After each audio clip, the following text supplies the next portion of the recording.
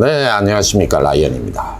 한때 방콕 수완나품 국제공항에 여행객들, 그 또한 남자 여행객들이 한국에서 많이 몰려들었습니다. 주로 골프 투였는데요. 남자들이 지나치게 많다는 이상한 분위기. 그래서 알아보니까 한국에서 시행된 성매매 특별법 때문에 남자 단체 여행객이 늘어나게 되었다는 아주 웃지 못할 상황이 연출된 겁니다.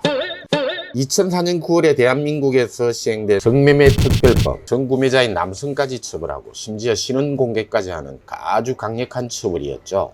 자칫 잘못하면 폐가망신을 당할 수도 있고 하니까 한국에서 욕구를 풀지 못하게 된 남자들이 골프도 치고 욕구도 해결하려고 태국으로 꾸역꾸역 몰려들어온 겁니다. 태국이란 나라가 관광지로 유명한 것은 맑은 날씨의 햇살, 그리고 해변이 쫙 깔린 바다, 그리고 거기에 사는 사람들의 친절한 미소, 이런 요소들이 갖추어져 있기 때문인데, 태국 반문화를 관광하려는 남자들도 사실 많이 있습니다. 인간 관광이고 여자 관광인 셈이죠. 태국의 홍등가, 제가 처음 돈무안공항에 내려 숙소로 가는 차 안에서 본 방콕의 밤, 생전 처음 보는 모습이었습니다. 새벽 1시가 조금 넘는 시간이었는데 도로 곳곳에 절비한 맥주바에다가 거리에서 호객하는 여자들, 길다란 봉을 잡고 춤을 추고 있는 여자들, 차 안에서도 한눈에 다 보이는 그야말로 온 거리가 유흥가였다고 할 정도였어요. 그 후 탁신 정부로 기억하는데요. 방콕에서 큰 운동 경기가 열렸습니다. 그 당시 수치스런 방콕의 거리라 해서 탁신 정부에서 대대적으로 정비 작업을 하게 됩니다. 차도에서 직접 바로 보이던 봉 잡고 춤추는 업소 모두 없애버리고 몇 군데 딱 장소만 남깁니다. 지금 현재 방콕에서 대표적으로 남은 곳은요, 소이 카우보이, 소이 나나, 그리고 태국인들이 찾는 일부 지역들만 남아 있습니다. 자, 태국의 반문화 성매매 업소라고 하면 크게 두 가지로 나뉠 수 있을 겁니다. 첫 번째로 노골적으로 드러내놓고 성매매를 하는 곳입니다. 주로 아범루엇 혹은 소이 카우보이나 나나 등의 외국인 전용 업소. 제가 아범루엇이라고 하면은 보통 바디 마사지라고도 합니다만은 평범한 마사지도 사실 바디 마사지라고 부릅니다. 그래서 한국어로 번역하기가 애매한데 태국어로 아범루엇이라고 합니다.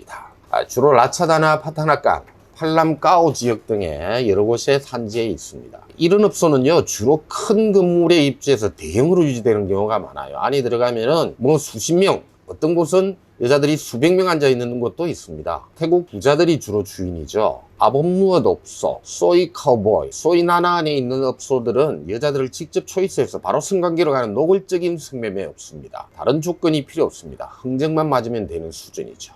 보통 한 3,000바트 내외 정도, 하나 10여만 원 내외 정도인데 유튜브에서 이런 말이 더 될는가 모르겠네요. 장화 꼭 착용하셔야 합니다. 아주 드러내놓고 성매매를 하진 않지만 간접적으로 성매매가 가능한 업소들은 카라오케나 마사지 업소 등 이런 곳이 있습니다. 말하자면 합의에 따라 성매매가 가능한 곳이라고 보면 되고요. 물론 한국인이 운영하는 가라오케 업소는 거의 100% 성매매 가능한 곳이 많습니다. 그런데 일반적으로 태국 가라오케는 아주 소수의 여자들만 성매매를 하고 있습니다. 예를 들어서 태국 가라오케에서 앉은 여자와 소위 2차를 함께 나가려면 절차가 필요하죠. 먼저 여자의 동의가 있어야 합니다. 업주가 절대 강제하지 않아요. 여자의 동의가 있으면 업주에게 약 15덤, 15덤에 해당하는 금액을 지불하여야 영업시간 내에 같이 나갈 수 있는 겁니다. 15덤이라 하면은 업소마다 가격에 따라서 약간 다를 수가 있는데요. 최소 4,500바트에서 6,000바트 가량의 돈을 미리 지불해야 합니다. 이 금액은 그러니까 업주가 함께 나갈 수 있도록 인정하는 금액인 셈이죠. 어쨌든 포주의 역할을 하는 겁니다. 그리고 성관계 후에 다시 짧게 혹은 길게 따라 3,000에서 5,000~6,000바트 정도를 더 지불합니다. 그러니까 전체적으로 보면은요, 방콕 가라오케 여자와 잠시 관계를 위해서 최소 7,000바트에서 12,000바트 이상을 지불해야 됩니다. 한국 돈으로는 거의 40만 원 이상이 되는데, 물론 술이나 안주값은 여기 포함되지 않았습니다. 상당히 비싼 금액이죠. 그러니까 굳이 태국으로 반문화 관광, 이런 관광 오셔야 할 이유가 있나 싶으네요. 코로나 이전에 파타야, 헐리우드, 이 헐리우드 굉장히 유명한 클럽입니다. 이 클럽에서 부킹해서 나가기도 하는 성매매. 중국인들 때문에 가격이 엄청나게 올랐다는 말이 들리더군요. 근데 아셔야 될 점이 있는데, 클럽에서 만나서 나가는 여자들, 여염집 교수들 아닙니다. 그 여자들도 성매매를 전문으로 하는 여자들입니다. 착각하지 마십시오. 몇 년 전에 실제로 있었던 일입니다. 제가 아주 어이없는 경우를 당했는데요. 아침 8시경 사무실로 출근하는 중이었습니다. 한국인이 라차다 그려 있는 수치산이라는 경찰서에 있으니까 좀 도와달라는 전화를 받았어요. 큰 사건인가 하는 생각에 급히 차를 돌려서 경찰서로 갔습니다. 경찰서 조사실로 들어가니까 한국인 40대 남성과 태국 여자 둘 3명이 앉아서 조사를 받고 있었어요. 내용 접선, 남자가 전날 밤에 아속 로빈산 백화점 바거리에서 여자 둘을 데리고 호텔 숙소로 갔다는 겁니다. 함께 밤을 보내는 조건으로 각각 2,000바트씩 주기로 합의하고, 제 개인적인 생각입니다만 성매매를 하든 혹은 어떤 여자와 남자가 만나서 관계를 하든 서로 간에 적정한 제대로 된 합의하에서 이루어지는 관계라면은 성인이 하는 합의, 성적 결정권을 저는 존중하는 편입니다만은, 이 수쿰빗 아속 사거리 주변으로는요, 밤이 되면은 성매매를 하는 개인 프리랜서랄까요? 이런 여자들이 길거리에서 외국인들을 유혹하는 그런 장소입니다. 참고로 말씀드리겠는데 꼭 유념하셔야 됩니다. 업소 여성들은 그나마 그 업소에서 자체적으로 에이즈나 성병 등을 체크하고 관리합니다. 하지만 길거리에서 만나는 여자들, 어떤 병을 품고 있는지도 모르는 아주 위험한 대상이기도 합니다. 그래서 가격이 싸고 천차만별이죠. 예를 들어 태국에 거주하는 교민이라면 절대로 가까이 하지 않는 부류라고 보시면 됩니다. 자, 이렇게 각 2,000바트씩 주기로 했지만 이 인간 마음이 바뀌었나 봅니다. 그 치사 빤스한 인간 말로는 내가 같이 술만 마시고 아무 짓도 안 했다. 그래서 1,500바트씩만 줬다. 500바트 모자란다고 얘네들이 나를 경찰에 신고했다는. 결국 합계 1,000바트 때문에 경찰서에 잡혀왔고, 그 1,000바트 때문에 출근하는 사람을 아침부터 경찰서로 오게 한 겁니다. 속에서 마구 욕이 튀어나오려는 걸 참고, 그래도 어쩝니까? 도움이 필요하다고 연락이 와서 이미 와버렸는데 우선 해결을 해야 했죠. 남자는 돈을 절대 못 준다고, 여자들은 약속대로 500바트씩 더 받아야겠다고. 참 치사한 흥정입니다. 여자들 불렀습니다. 자, 이들 1,500바트씩 받았잖아. 좋게 끝내자. 말 안 들어요.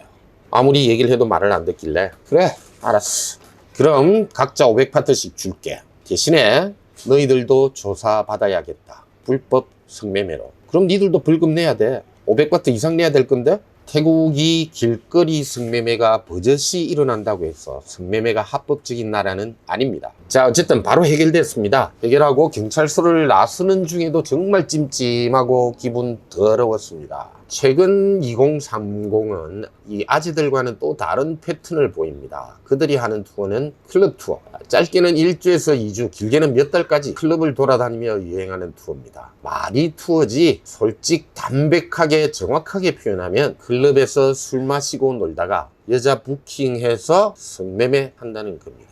물론 아주 잘생긴 남자는 또 매매를 안 하고 돈을 지불하지 않을 수도 있어요. 방콕 수쿰빗에 있는 소이 20이라는 골목으로 들어가면 호텔이 하나 있습니다.